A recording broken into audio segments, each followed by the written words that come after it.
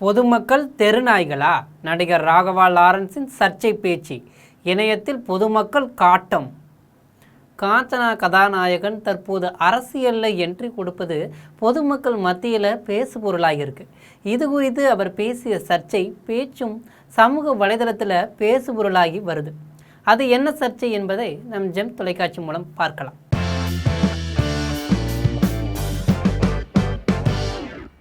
இந்த சர்ச்சை குறித்து பார்ப்பதற்கு முன்பு இவர் அரசியல் வருவதற்கான காரணத்தை இவர் தோற்றத்திலிருந்தே பார்க்கலாம். முருகையன் கண்மணி தம்பதியினருக்கு பிறந்த கண்ணன் தான் நடிகர் ராகவா லாரன்ஸ். இவர் ஏழைக்கு செய்யாத சேவைகளே இல்லை என்றுதான் சொல்லணும். ஏழை மாணவர்களுக்கு கல்வி உதவி, குழந்தைகளுக்கான இதய அறுவை சிகிச்சை உதவிகள், மாற்றுத்திறனாளிகளுக்கான நலத்திட்ட உதவிகள், ஏபிஜே அப்துல் கலாம் பெயரில் அறக்கட்டளை, கேரள வெள்ள நிவாரண நிதி உதவி, தனது முதல் வீட்டை இலவச பள்ளியாக மாற்றிய செயல் போன்ற எண்ணற்ற உதவிகளை நடிகனாக இருந்து தமிழ்நாட்டு மக்களுக்கு வாரி வழங்கிய ஒரு வள்ளல் தான் இவரை சொல்லணும்.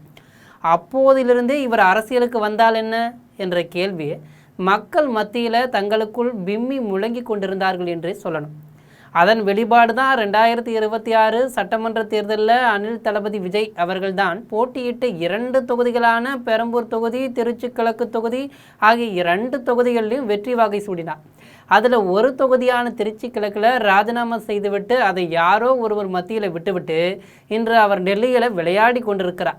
இதற்கிடையில் இந்த தொகுதிக்கு விஜயின் நண்பி த்ரிஷா, ராகவா லாரன்ஸ் இன்னும் சிலர் போட்டி போடுவார்கள் என்று எதிர்பார்த்திருந்தார்கள் யமன் அரசியலாளர்கள். இங்கிருந்து தான் லாரன்ஸின் அரசியல் பயணம் சற்று தமிழகத்தில் தலை தூக்க ஆரம்பித்திருக்கு. நாரதர் போர் மக்கள் லாரன்ஸையும் தூண்டிவிட்டு அரசியல் களத்தில் இறக்கிவிட்டு ஆலங்கட்டி அரசியல் மலையில் இன்று புன்னகைத்து கொண்டிருக்கிறார்கள். இவர்கள் போட்ட இந்த அரசியல் ஆலங்கட்டி மலையினால் இவரது கால்கள் கரகாட்டம் ஆடும் இந்த சூழலில் இன்று இவரது அரசியல் ஆட்டம்தான். ராகவா லாரன்ஸ் சென்னை உத்தண்டியில் உள்ள அவரது இல்லத்தில் தனது ரசிகர் மன்ற நிர்வாகிகளுடன் மிக முக்கியமான ஆலோசனை கூட்டத்தை நடத்தியிருக்கார். அந்த ஆலோசனை கூட்டத்திற்கு பிறகு செய்தியாளர்களை சந்தித்த ராகவா லாரன்ஸ், நான் அரசியலுக்கு வருவது குறித்து எனது ரசிகர்களுடனும் நிர்வாகிகளுடனும் விரிவாக ஆலோசித்திருக்கிறேன். அவர்களின் கருத்துக்களை கேட்டறிந்தும் இருக்கிறேன். புதிய கட்சி தொடங்குவதா அல்லது ஏற்கனவே உள்ள ஒரு கட்சியில் இணைவதா என்பது குறித்து எனது இறுதி முடிவை மிக விரைவில் அதிகாரப்பூர்வமாக அறிவிப்பேன்னு சொல்லியிருக்கார். இங்குதான் அரசியல்வாதிகளுக்கு சற்று குழப்பத்தை ஏற்படுத்தியிருக்கு. ஏற்கனவே உள்ள கட்சியில் திருச்சி தொகுதிக்கு காய் நகர்த்துகிறார் நடிகர் ராகவ். அதன் முன்னெடுப்பாகத்தான் கடந்த 1 மாத காலத்தில் தாவேக்கு ஆட்சி சிறப்பாக உள்ளதாகவும், அமைச்சர்கள் ராஜ்மோகன், ரமேஷ் உள்ளிட்டோரின் செயல்பாடுகள் சிறப்பாக உள்ளதாகவும், கோவில்களுக்கு அருகில் இருந்த டாஸ்மாக் கடைகளை அகற்றியதற்கு வரவேற்பு அளிப்பதாகவும் இப்படியெல்லாம் தலையில் தூக்கி வைத்து கொண்டாடாத வகையில் புகழ்ந்து தள்ளியிருக்கிறாராம் ராகவ். நான் அரசியலுக்கு வர வேண்டுமா இல்லையா, எனக்கு அந்த தகுதி இருக்கிறதா என்பதை தீர்மானிக்க வேண்டியது மக்கள்தான். மக்கள் எஸ் சொன்னால் அரசியலுக்கு வருவேன், நோ சொன்னால் ஒதுங்கி விடுவேன் என்று காணொளி மூலம் மக்களுக்கு அரசியல் தோற்றம் குறித்து காட்சி கொடுத்திருக்கிறார் ராகவ். ரஜினிகாந்த் கட்சி தொடங்கி இருந்தபோதே தன்னிடம் நீங்கள் சுகாதாரத்துறை அல்லது கல்வித்துறை அமைச்சர் ஆகலாம் என்று சிலர் கூறினர். ஆனால் பதவிகள் எல்லாம் படித்தவர்களுக்குத்தான். நானோ அதிகம் படிக்காதவன் அல்ல, மக்களின் நலனே முக்கியம் என்று அவர்களுக்கு பதிலளித்ததாக குறிப்பிட்டிருக்கார்.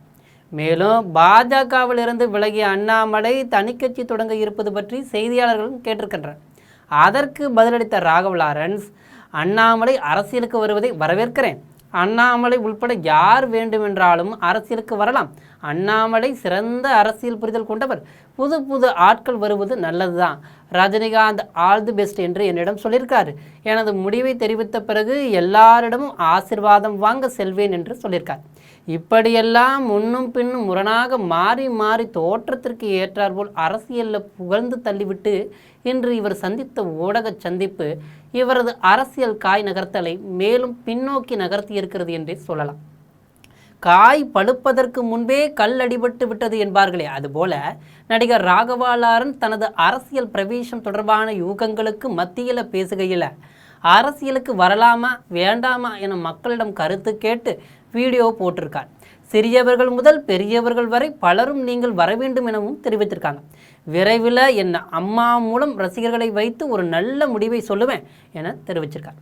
தொடர்ந்து செய்தியாளர்களின் கேள்விக்கு பதிலளித்த அவர், தாவேக அரசோட செயல்பாடு குறித்த கேள்விகளுக்கும் பதிலளித்திருக்கிறார். அப்போது என்னை பொறுத்தவரை கடந்த 1 மாத காலமாக தாவேக அரசோட ஆட்சி சிறப்பாக இருந்தது.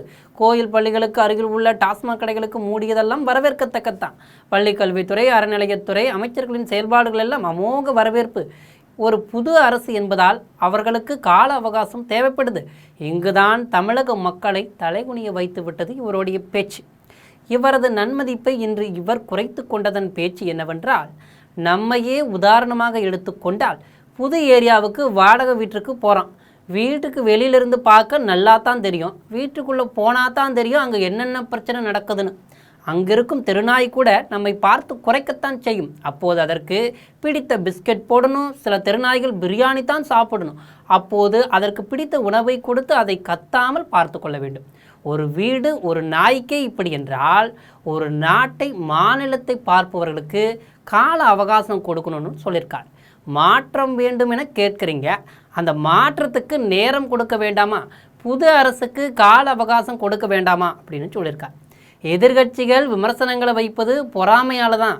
தாவேகாவை விமர்சிப்பதற்கு முன்னால் நாம் என்ன கலட்டணும் அப்படிங்கிறத முந்தைய அரசியல் ஆட்சியாளர்கள் சிந்திக்க வேண்டும் என்று திமுக தீய சக்திக்கும் தூர சக்திக்கும் நெத்தியடி பதிலடி கொடுத்திருக்கார். நடிகர் ராகவா லாரன்ஸ் இந்த பேச்சு சர்ச்சையையும் ஏற்படுத்தியிருக்கு.